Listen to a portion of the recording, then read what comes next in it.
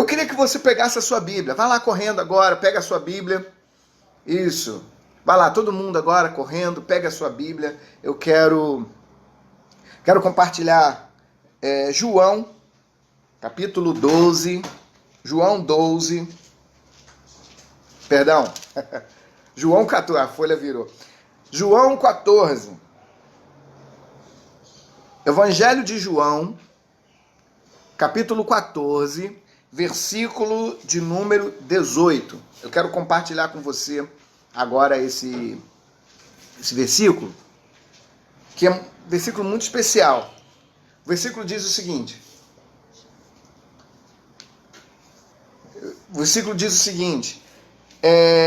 Não vos deixarei órfãos, voltarei para vocês. Não vos deixarei órfãos, voltarei para vocês. Como eu disse, né?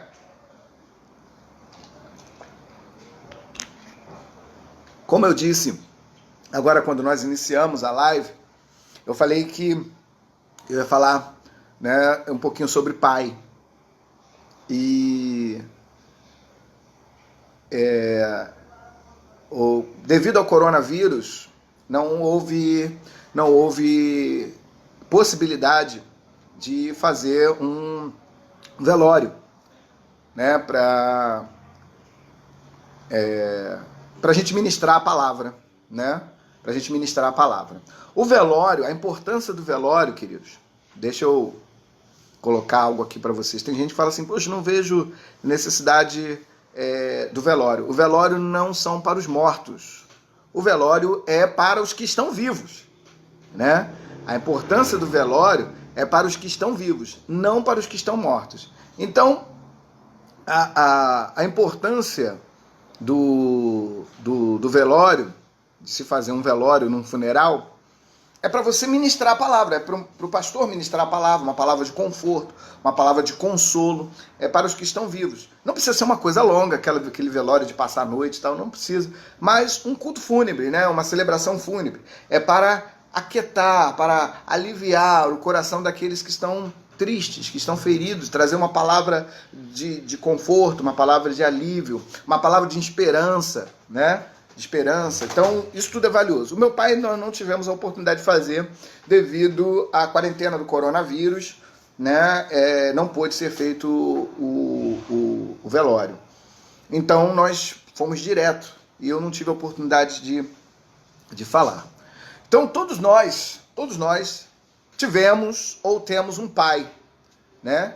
Tivemos ou temos um pai.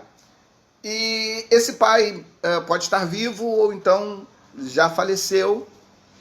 E isso marca positiva, negativa, profunda ou superficialmente a vida de alguém.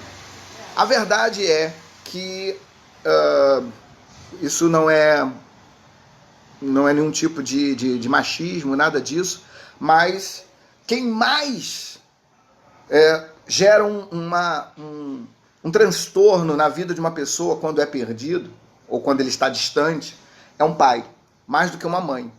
A mãe a gente sente mais, porque a mãe é quem nos dá carinho, quem nos dá amor, quem nos dá afeto. A gente sente muito mais quando a gente perde nossa mãe, né? Eu perdi minha mãe há 14 anos atrás, eu fiquei extremamente abalado, eu chorei, e minha mãe levou, acredito que também 7 meses. Minha mãe levou 7 meses desde que ela ficou doente até o seu falecimento. Foram 7 meses nós cuidando da minha mãe. E o meu pai foi internado, ficou 7 meses internado, né?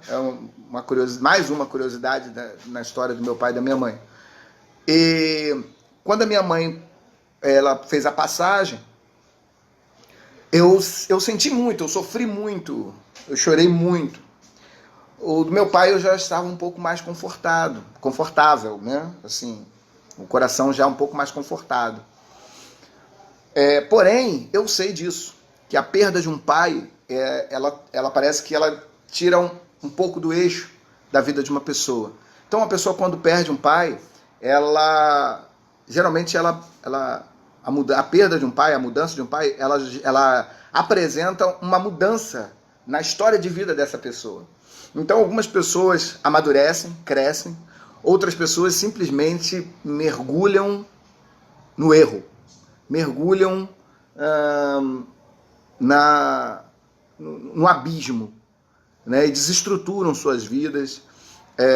Infelizmente, algumas pessoas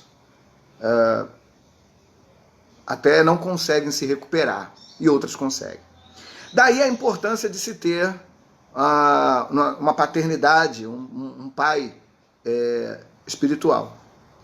Só que eu quero dizer uma coisa que eu tenho observado ao longo da nossa trajetória, da nossa caminhada, com o trabalho que fazemos, do discipulado no nosso ministério, discipulado 1 a 1, eu tenho observado que algumas pessoas depositam sua total confiança em homens, em pessoas. Não estou dizendo que nós não devemos nomear, não devemos ver alguém, eleger alguém, obrigado, Rosa, eleger alguém como pai espiritual ou como mãe espiritual. Não estou dizendo que não deve. Pelo contrário, deve sim. Eu tenho muitos filhos espirituais, eu tenho muitos filhos que a gente tem cuidado. Porém, uma coisa que nós não podemos esquecer, que não pode ficar pendente, é que se você não tiver a Deus como seu pai espiritual, se você não tiver a Deus como seu pai espiritual, o que acontece? Você vai continuar órfão. Essa é uma verdade.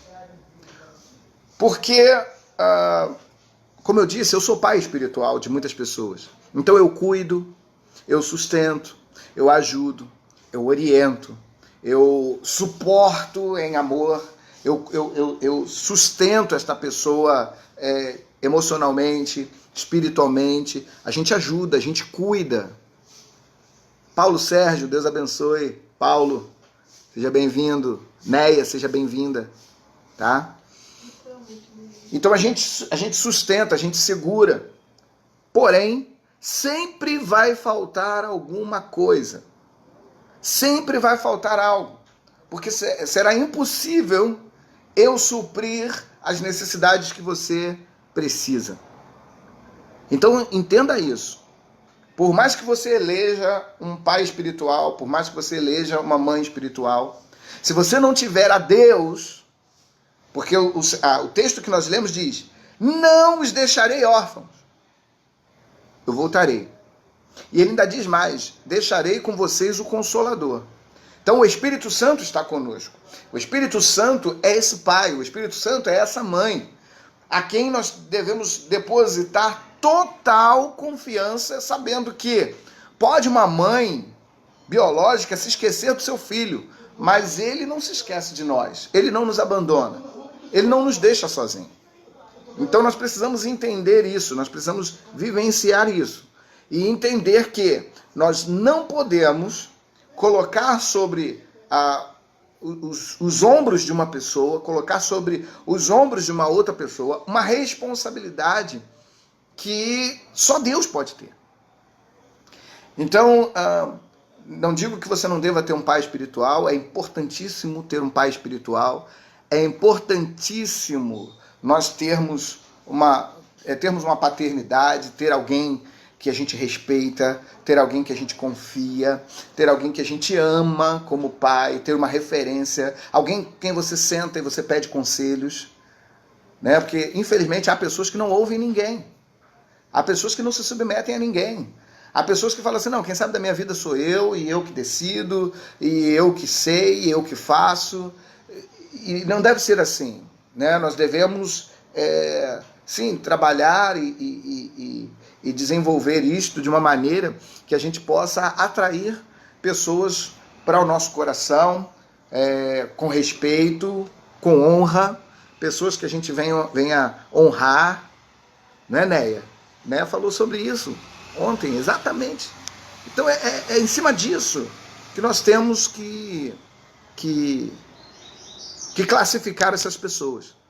Então eu sou pai ministerial de muitas pessoas, eu tenho alguns pais ministeriais, pais espirituais, que eu considero, que eu reconheço, pessoas que ajudaram na minha formação, alguns já passaram para a glória, né, como o caso do pastor Alvino, que foi meu primeiro pastor, foi muito duro, muito difícil, mas eu não posso dizer que ele não foi meu pai espiritual, não posso dizer. Com 5 anos de idade era ele que eu ouvia pregando, 5, 6, 7, 8 anos, era ele que eu ouvia pregando, né? Foi ele que não me deixou pregar. Na minha primeira pregação, eu ia pregar com 8 anos de idade, ele falou, não, criança não prega. Ele foi muito duro, aquilo marcou a minha vida, mas ele era um pai espiritual, né? De lá para cá eu tive alguns outros pais espirituais, pastor Hermes Pacheco Rezende foi meu pastor também, eu tenho um carinho muito grande por ele, pela sua esposa, a irmã Isa. A Rosa tem um carinho muito grande por ela também, é uma mãe. Pastor João Arnaldo, que foi meu primeiro discipulador próximo, né? Então também tenho um carinho também grande por ele também. E alguns outros que vieram no caminho, pastor Luiz, foi o pastor que me ordenou, foi o pastor que me mostrou o caminho do ministério, como ser um pastor, me mostrou as coisas, o que fazer, o que não fazer. Pastor Luiz foi um homem muito, muito importante para a minha vida e que eu nunca vou esquecer. Pastor Isaías Felício foi um pai também, já na área do seminário. Foi ele que foi o primeiro que abriu as portas para eu lecionar no seminário, para eu começar a dar aula no seminário. O pastor Isaías, a gente chamava ele a gente chama ele carinhosamente de Rabi. Ele é um mestre, né? Então, assim, pastor Isaías também foi um homem muito importante para a minha vida. E ultimamente eu tenho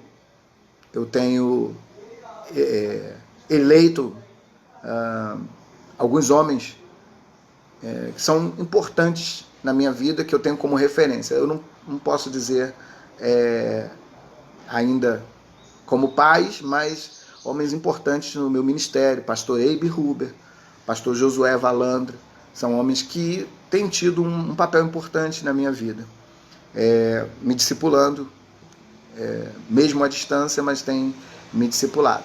E eu reconheço isso. E eu tinha o meu discipulador natural, meu pai. Né? O meu pai foi, sem dúvida, o meu discipulador natural, um homem que sempre me ensinou e estava me ensinando até bem pouco tempo.